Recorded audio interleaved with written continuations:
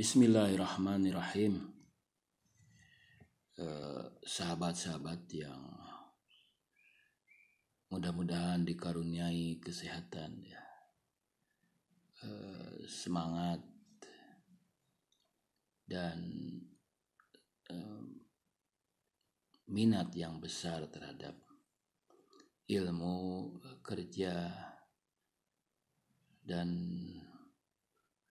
amal-amal sosial untuk melayani kepentingan keluarga, masyarakat,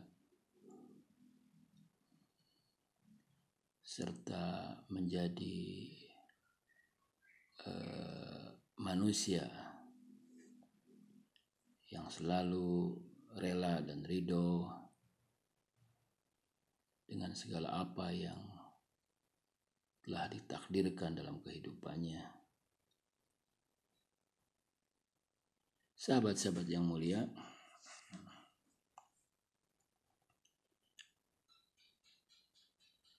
dalam hari-hari ini, selama setahun belakangan dan hari-hari ini, kita dihadapkan pada situasi yang berbeda dari tahun sebelumnya, bahkan mungkin minggu-minggu sebelumnya.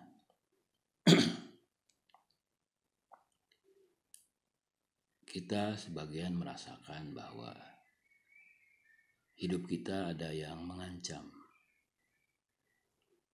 bahwa hidup kita sekarang terancam oleh penyakit, terancam oleh kematian. Begitu sering kita mendengar orang-orang terkenal, orang-orang yang masih muda, guru-guru kita, sahabat-sahabat kita, tetangga kita, keluarga kita yang tiba-tiba meninggal. Belum lagi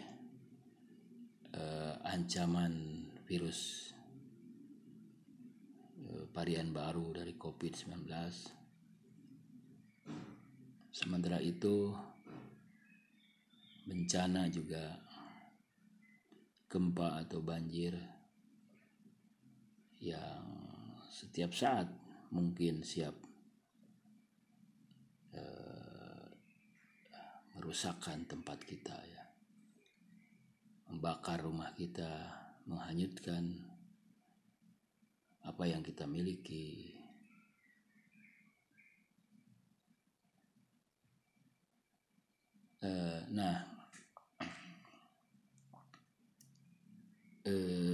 Ini adalah sebuah peristiwa yang tentu ada sebab dan akibatnya, ada latar belakang yang mendahuluinya. Ada banyak tangan-tangan manusia yang ikut andil dalam menciptakan sebagian bencana. Dan juga dunia memang memiliki sifat seperti ini. Dunia akan terus berubah. Dunia alam materi ini, dia terus bergerak, ya, memiliki aktivitasnya sendiri. Dan kita tinggal di tempat yang rentan seperti ini. Dimanapun kita tinggal, di tempat manapun, kita tidak dijamin akan aman dari berbagai penyakit, bencana, ancaman, dan sebagainya. Kita hidup bermasyarakat dengan orang-orang yang baik dan juga orang-orang yang tidak baik. Kita hidup di tempat yang sejuk, tapi juga tidak menutup kemungkinan karena perubahan iklim tempat itu menjadi tempat yang tidak menyenangkan, panas, dan sebagainya.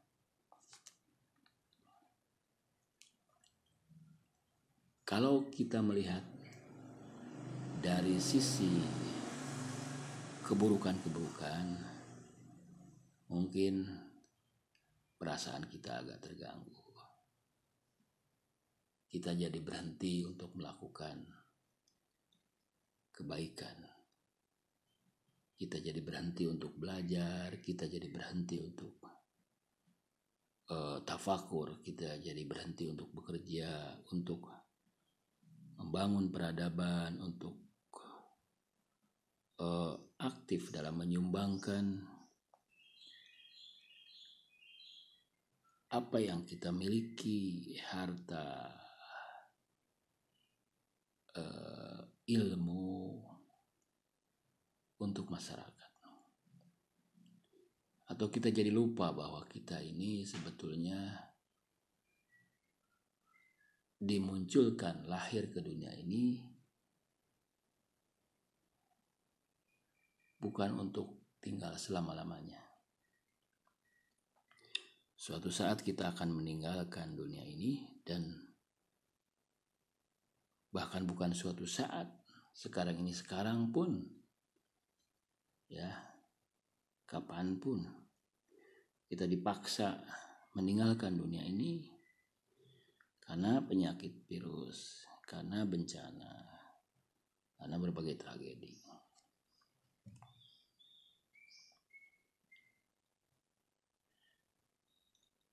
Mengapa sebagian dari kita terganggu? Nah, ini pertanyaan harus kita munculkan, ya. Mengapa? Kita akan menyadari bahwa hidup dengan manusia, hidup di alam yang memang fana ini adalah kehidupan yang memang akan penuh dengan berbagai guncangan, ya.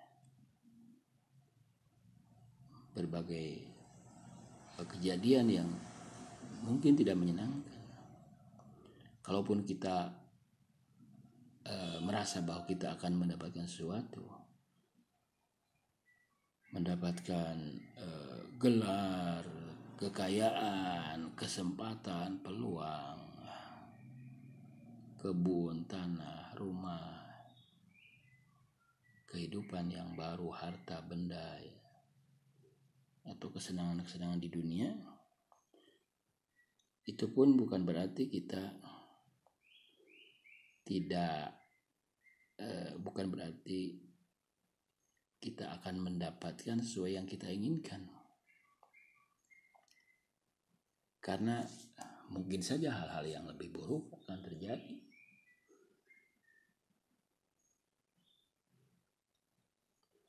Inilah kehidupan seperti ini.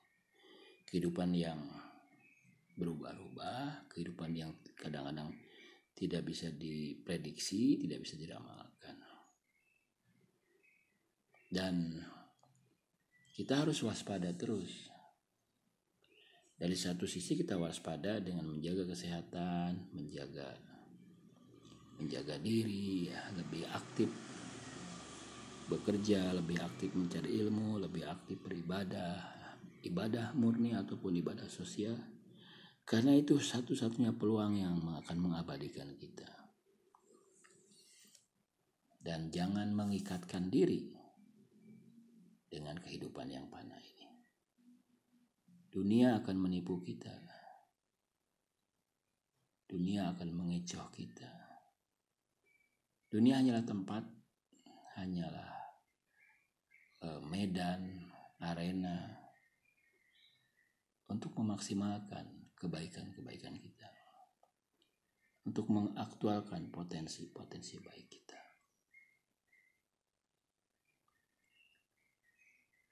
Janganlah sama sekali kita menganggap bahwa disinilah, ya, di dunia inilah segala yang kita inginkan akan diraih. Karena hukum dunia menuntut seperti itu. Di dunia orang bisa mati, di dunia orang bisa terbunuh, di dunia orang bisa kelaparan, di dunia orang bisa dizalimi. Namun di dunia ini pula kita bisa berbuat baik.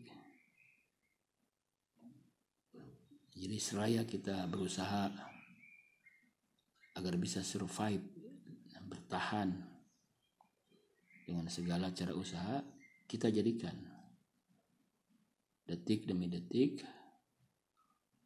untuk mengaktualkan kebaikan-kebaikan kita. Kita memohon kepada Allah agar kita bisa